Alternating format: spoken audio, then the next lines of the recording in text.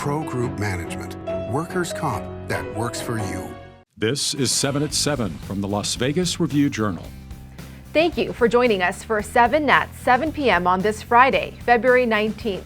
Happy Friday to you. I'm Jen Ah. Now let's go straight to our top stories, sponsored by Carnegie Heights. The governor announced earlier this week that contact sports can resume this spring. However, the Clark County School District has not announced any plans for resuming sports.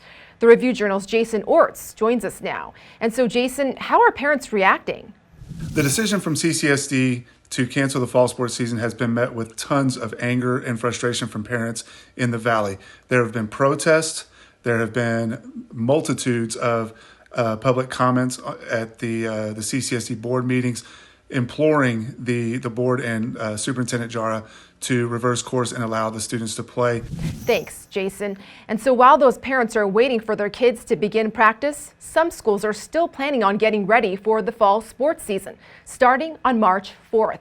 Bishop Gorman has already started warming up, and we spoke to the coach, Brent Browner, about what precautions he's taking to allow his players back on the field. Well, we've had precautions up since we started, just to even get back into school. So everybody has a mask on. Coaches all have masks on. The players, when they are in workout mode, we let them take their mask off. But as soon as they come off the sideline, we make sure their masks are back on. It's been a real team effort from top to bottom, from the president on down to our athletic trainer. It's taken a whole army to get this done, and our kids are really excited about it and glad to have it. Meanwhile, the Nevada Interscholastic Activities Association says it might be difficult for CCSD to opt back into the fall season. As for why that is, stay tuned. We will keep you updated here on 7 at 7. And in your other top stories, we have an update on the man who was shot and killed last summer by Las Vegas police during a Black Lives Matter protest. The attorneys representing his family are talking to news outlets today about new video evidence. Review-Journal's Renee Summerhour explains. Renee?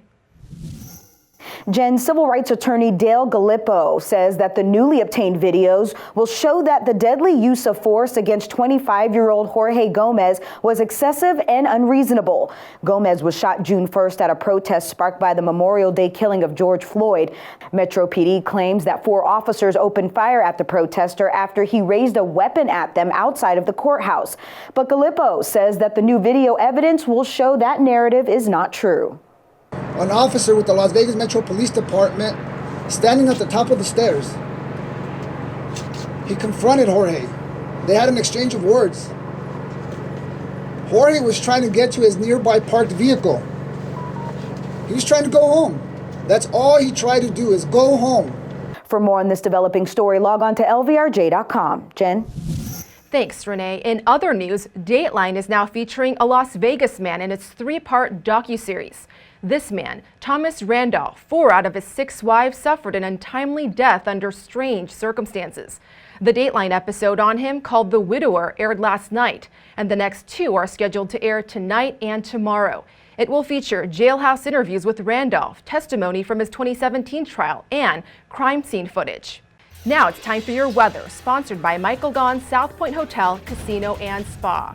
Today we had sunshine and moderate temps. It looks like that will continue on into the weekend. On Sunday, we can expect some strong gusts averaging around 30 miles per hour. But we'll start to warm up beginning next week with highs around 70 degrees and lows in the 40s. And that's until the temps begin to drop off again. In your business news, sponsored by the Las Vegas Chamber, BetMGM and Topgolf are partnering up.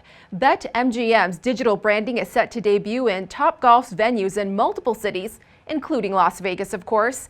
And BetMGM's leaders say Topgolf guests will be introduced to a more immersive sports betting experience that only BetMGM can provide.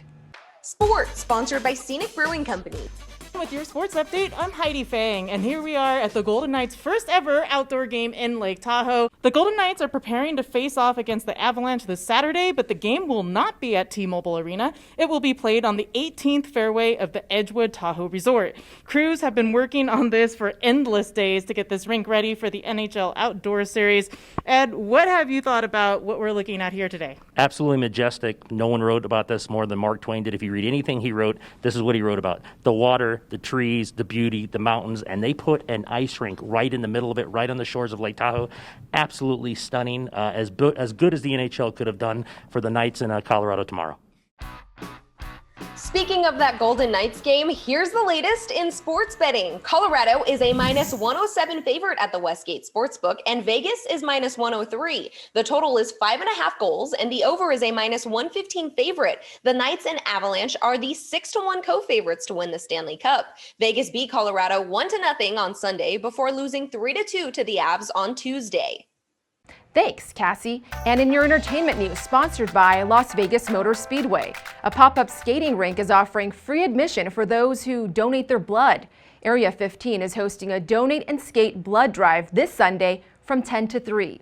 All donors will receive a free ticket to the retro skating rink called Electro Roll. To schedule an appointment, you can go to bloodhero.com with the code VYP. And in other entertainment news, a Vegas restaurant is being featured on the show Restaurant Impossible. And if you've watched this show before, you know that it rips apart the restaurants that they feature. And this kosher restaurant in Vegas, Burnt Offerings, is on the episode entitled Saving an American Dream. The owner admits her staff was worried, saying, quote, "They're going to make us look like idiots," end quote. In response, she told them, quote, "But we're going to get a brand new room and a menu that has Robert Irvine's name on it." Despite the heartache, she told the Review Journal she is grateful for the experience. And in your health news, sponsored by Forum Dental, Love Your Smile Again. More residents are getting their first doses of the COVID vaccine. And for those whose second doses are delayed, the CDC says don't sweat it. The second shot should be administered as close to the recommended date as possible, but at the same time, exact precision isn't required. The second dose can come a few days earlier or even up to 6 weeks after the first dose. And in your lifestyle news, sponsored by Get Healthy Clark County, as more restrictions continue to slowly lift around Nevada, some entertainers are getting back on the stage. Johnny Katz tells us who we can expect to see starting tonight. Johnny? MGM Resorts International is leading the way in the city's reopening for live entertainment. It starts with Carrot Top and Fantasy playing to 100 folks in a 1,500-seat theater tonight at Luxor Theatre this weekend. Brad Garrett's Comedy Club is coming back to 100 people. And that wraps it up for today's 7 at 7 p.m. from the Las Vegas Review Journal. I'm Jen Ah, and you can catch us on the RJ mobile app, Roku TV, YouTube, and so much more. And be sure to check us out on Monday at 7 at 7 a.m. Have a great weekend. Review Journal Studio, sponsored by Adam Kuttner. Get the maximum settlement as quickly as possible. This 7 at 7 update, sponsored by Pro Group Management. You're watching 7 at 7 from the Las Vegas Review Journal.